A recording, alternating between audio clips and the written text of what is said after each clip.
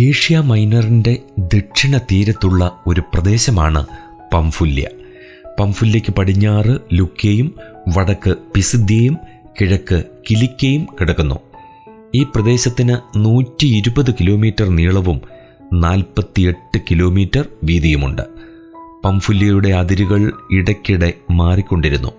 പാരമ്പര്യമനുസരിച്ച് Trojan യുദ്ധത്തിന് ശേഷം അംഫിലോക്കസും കൽക്കാസും ഇത് രണ്ടൂടെ ചേർന്നാണ് ഇവിടെ കോളനി സ്ഥാപിച്ചത്. പല വർഗങ്ങൾ കുടിയേറിപ്പാർത്തതിൻ്റെ സൂചന ഭാഷയിൽ വ്യക്തമാണ്.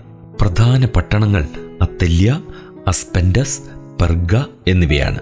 അത്തല്യയിലാണ് പൗലോസ് ആദ്യം പ്രവേശിച്ചതെന്ന് കരുതപ്പെടുന്നു. അലക്സാണ്ടറുടെ കാലം വരെ പംഫുല്യ പേർഷ്യൻ ഭരണത്തിന് കീഴിലായിരുന്നു. തുടർന്ന് ടോളമി ഒന്നാമൻ്റെയും രണ്ടാമൻ്റെയും കൈകളിലൂടെ പംഫുല്യ സെലൂക്യരുടെ കൈകളിലെത്തി.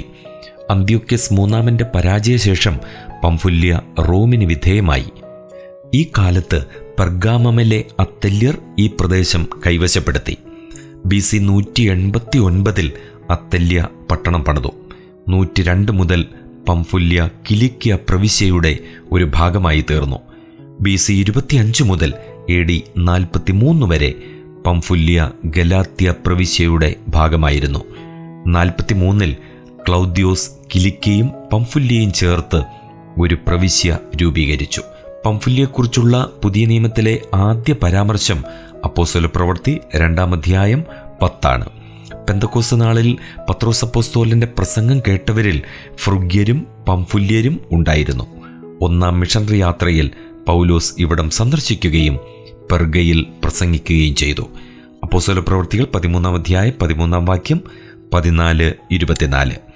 അവിടെ വച്ച് യോഹന്നാൻ എന്ന മർക്കോസ് അവരെ വിട്ടുപിരിഞ്ഞ് യെരുശലേമിലേക്ക് മടങ്ങിപ്പോയി. അപ്പോസ്തലപ്രവൃത്തികൾ 13-ാം അധ്യായം 13-ാം വാക്യം, 15-ാം അധ്യായം 37-ാം വാക്യം.